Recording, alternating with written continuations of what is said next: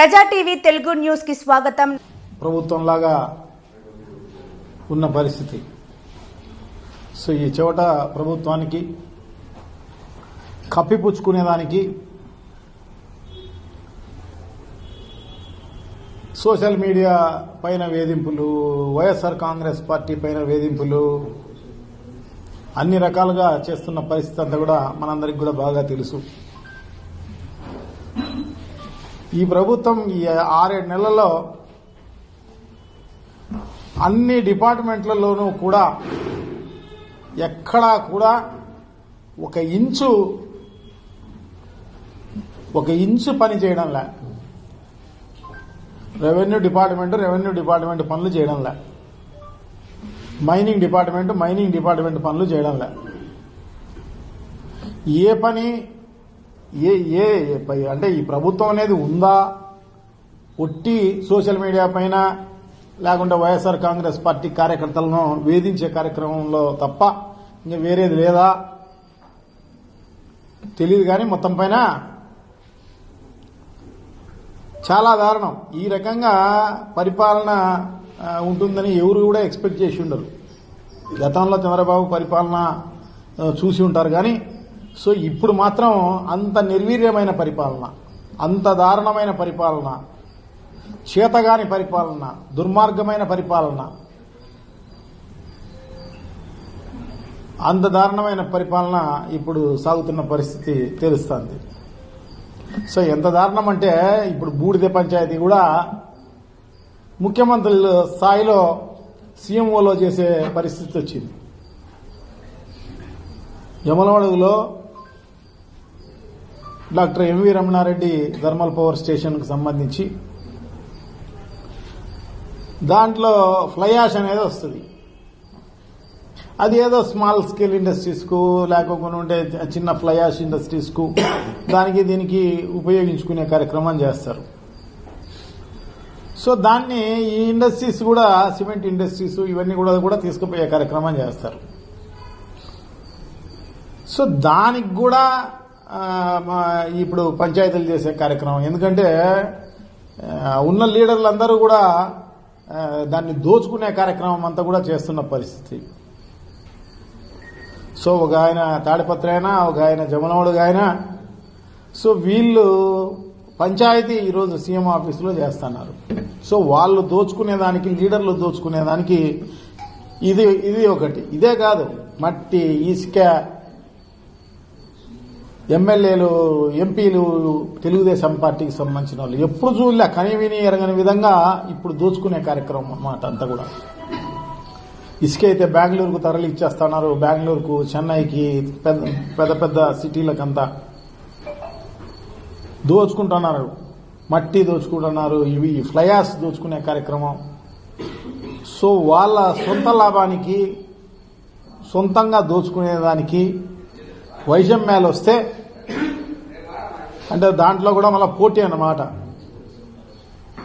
ఒకరు ఇంకొకరికి డబ్బులు ఇవ్వకుండా తీసుకుపోయే కార్యక్రమం అన్నమాట. సో దానికి ఇంకొకరు అడ్డుపడే కార్యక్రమం. సో దానికి అసలు ఈ వ్యవస్థ అనేది ఉందా, ప్రభుత్వం అనేది ఉందా, అధికారులు అనేవాళ్ళు ఏం చేస్తున్నారు? సో దాదాపు 5-6 రోజులుగా డిఎస్పీ అక్కడే ఉన్నాడు, మొత్తం జిల్లాలో ఉన్న సిఐలు అక్కడే ఉన్నారు, ఎస్ఐలు అక్కడే ఉన్నారు, పోలీసులు కొన్ని 100 మంది పోలీసులు ఉన్నారు. ఆ లాండ్ ఆర్డర్ కంట్రోల్ చేసేదానికి ఎందుకు ఇంతమంది ఇన్ని రోజులు ఊరికి కాపలా కాసే కార్యక్రమం చేస్తున్నారు అంతే. ఒకరు వేరే జిల్లా నుంచే దండయాత్రకు వస్తే మరి లాండ్ ఆర్డర్ అనేది ఉందా అనేది ఆలోచన చేసుకోవాలి. మరి లోకల్ వీళ్ళు కట్టడి చేసే కార్యక్రమం చేయలేరా?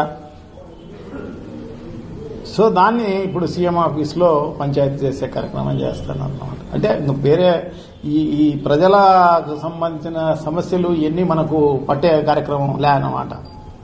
సో ఇవన్నీ అన్నమాట. సో ఇది అదే కాదు, ఇప్పుడు రైతులకు సంబంధించి కూడా నిజంగా కూడా చాలా ఇబ్బందుల పాలైపోతున్నారు రైతులకు సంబంధించి. కరెక్ట్ టైంలో ఇత్తనాలు ఇవ్వడం లేదు, ఎరువులు ఇవ్వడం లేదు, ఏమీ సకాలంలో ఇచ్చిన పరిస్థితి లేదు. సో అదే కాకోకుండా ఇప్పుడు శ్రీశైలంకి సంబంధించి కూడా వాటర్ మొత్తము పవర్కు తయారు చేసుకునేదానికి తెలంగాణ ఒక పక్క, ఆంధ్రప్రదేశ్ ఒక పక్క. 35,000 క్యూసెక్కులు ప్రతిరోజు తెలంగాణ వాళ్ళు, ఈ పక్క ఆంధ్రాకి సంబంధించిన పవర్ ప్లాంట్లో దాంట్లో దాదాపు 28,000 క్యూసెక్కులు దాంట్లో వాడుకునే కార్యక్రమం చేసి కిందికి నీళ్లు సముద్రం పాలు చేసే కార్యక్రమం చేస్తాను అన్నమాట. సో ఎందుకంటే ఇప్పుడు మామూలుగానే తుఫాన్లు వచ్చి ఖరీఫ్ అనేది మామూలుగానే ఎత్తిపోయిన పరిస్థితి అన్నమాట రాష్ట్ర వ్యాపితంగా ఖరీఫ్ అనేది. సో ఇంకా రబీనే ఉండేది. జనరల్గా మామూలు రైతులందరూ కూడా రబీనే ఎక్కువగా పండించుకునే కార్యక్రమం చేస్తుంటారు. సో ఆ రబీలో ఏప్రిల్ వరకు కూడా నీళ్లు అవసరం ఉంటుంది. సో మరి నీళ్లు మరి రేపు సంవత్సరం వర్షాలు పడే పరిస్థితి ఏంటి? ఈ సంవత్సరమే బాగా లేటుగా నీళ్లు వచ్చిన పరిస్థితి కృష్ణాకు.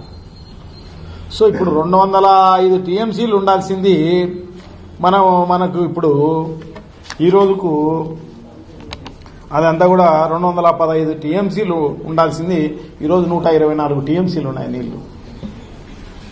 ఇంకొక నెలకో 2 నెలలకో 3 నెలలకో ఖాళీ అయిపోయే పరిస్థితి అన్నమాట. మళ్ళా నీళ్లు వస్తాయో లేదో తెలీదు. అవి ఈ సంవత్సరమే లేటుగా వచ్చినాయి. అవి కూడా తుఫాన్లు పైన కర్ణాటక, మహారాష్ట్ర వర్షాలు పడి ఉంటే అవి కూడా వచ్చినాయి. సో ఆ నీళ్లను ఉపయోగించుకున్న పరిస్థితి లేదు. దాన్ని టీఆర్ఎంబీ వాళ్ళు అంటే మన కేఆర్ఎంబీ వాళ్ళు అంటే కృష్ణా రివర్ మెయింటెనెన్స్ బోర్డు వాళ్ళు గుర్తించి వాళ్ళు చెప్తున్నారు అన్నమాట. తెలంగాణ వాళ్ళు తీసుకుపోతున్నారు ఆపండి అని చెప్పేసి వాళ్ళు చెప్తున్నారు. మన ఈ ప్రభుత్వానికి మరి దున్నపోతు పైన వానబడినట్టే ఉంది తప్ప దీనిపైన చలనం ఉన్న పరిస్థితి లేదు. సో తప్పకుండా పెద్ద ఎత్తున దానిపైన ప్రెజర్ ఇవ్వాల్సిన అవసరం ఉంది. తెలంగాణలో వాడుకోవాల్సిన అవసరం ఉంది. ఎందుకంటే వర్షాలు పడ్డాయి బాగా, కరెంటుకు ఇప్పుడు అంత డిమాండ్ ఉన్న పరిస్థితి లేదు. ఇటువంటి పరిస్థితుల్లో అత్యవసరంగా మనం కరెంటును ఉత్పత్తి చేయాల్సిన అవసరం తక్కువగా ఉంటుందన్నమాట. ఇప్పుడు ఎండాకాలం అయితే పర్వాలేదు, కానీ ఇప్పుడు ఈ కాలంలో వర్షాలు బాగా పడుతున్నాయి, పర్వాలేదు. సో ఇటువంటి పరిస్థితుల్లో ఈ నీళ్లు ఉపయోగించుకుంటే, నీళ్లు ఉన్నాయనుకోండి ఏదో దానికి ఉపయోగపడే కార్యక్రమం తాగునీటికైతేనేమి, సాగునీటికైతేనేమి, ఇవన్నీ దానికి ఉపయోగపడే కార్యక్రమం జరుగుతుంది. సో అటువంటిది కూడా పట్టించుకున్న పరిస్థితి లేదు. సో ఇప్పుడు రెవెన్యూ డిపార్ట్మెంట్కు సంబంధించి దాదాపు ఈ 6 నెలల కాలంలో 1 ఇంచు కదిలిన పరిస్థితి లేదన్నమాట. అన్నీ కూడా పక్కన పెట్టిన పరిస్థితి అన్నమాట. ఎందుకంటే ఆ సాఫ్ట్వేర్ కూడా అలౌ చేసే పరిస్థితి లేదు. ఈరోజు ఒక 10-1 అడంగలు కావాలన్నా, ఇంకోటి కావాలన్నా ఆ వెబ్సైట్ కూడా పనిచేసే పరిస్థితి లేదు. అదే కాకోకుండా మిగతా అన్ని డిపార్ట్మెంట్లు అట్లాగే ఉన్న పరిస్థితి. మైనింగ్ డిపార్ట్మెంట్లో అయితే 1 పర్మిట్ ఇచ్చిన పరిస్థితి లేదు. ఈ 7 నెలల కాలంలో 1 పర్మిట్ ఇచ్చిన పరిస్థితి లేదు. సో ఈ రకంగా అంతా కూడా దోచుకునే కార్యక్రమం అంతా చేస్తున్నారు తప్ప ఈ రకంగా చేస్తున్న పరిస్థితి. సో తప్పకుండా ఇదంతా కూడా ఊరికే డైవర్ట్ చేసేదానికి డైవర్షన్ పాలిటిక్స్ చేసే కార్యక్రమంలో భాగంగా సోషల్ మీడియా వాళ్ళను, మన వైఎస్ఆర్ కాంగ్రెస్ పార్టీ కార్యకర్తలను అందరినీ కూడా ఇబ్బంది చేసి వాళ్ళంతా హరాస్ చేసే కార్యక్రమం, వాళ్ళందరినీ స్టేషన్లో పెట్టి దౌర్జన్యం చేయడము. సో ఇటువంటి అన్ని కార్యక్రమాలని చేస్తున్న దాన్ని తీవ్రంగా వైఎస్ఆర్ కాంగ్రెస్ పార్టీ ఖండిస్తోంది. సో డెఫినెట్ గా ప్రజలు కూడా బుద్ధి చెప్తారని చెప్పేసి నేనైతే భావిస్తా. ప్రజలందరూ కూడా బాగా గమనిస్తుంటారు. ఇదేమీ దాచిపెట్టుకునేది ఏం లేదు, అందరికీ కనబడుతూనే ఉంది. సో డెఫినెట్ గా బుద్ధి చెప్పే కార్యక్రమం చేస్తారని చెప్పేసి తెలియజేసుకుంటాను. ఎందుకంటే ఈ పనికిరాని ప్రభుత్వం, ఈ దుర్మార్గమైన ప్రభుత్వం, ఇది చేతగాని ప్రభుత్వం, నిజంగా తెలిసి ఇది చేయకోకుండా ఉన్నారో లేకోకుండా ఉంటే ఏమని వాళ్ళ ఆలోచన ఉందో కానీ మొత్తం పైన ఒక చేతులుడిగిన ప్రభుత్వం లాగానే ప్రజలకు కనబడుతోంది అన్నమాట. సో డెఫినెట్ గా దీనికి బుద్ధి చెప్పే కార్యక్రమం తప్పకుండా జరుగుతుందని చెప్పి తెలియజేస్తున్నాను. Thank you.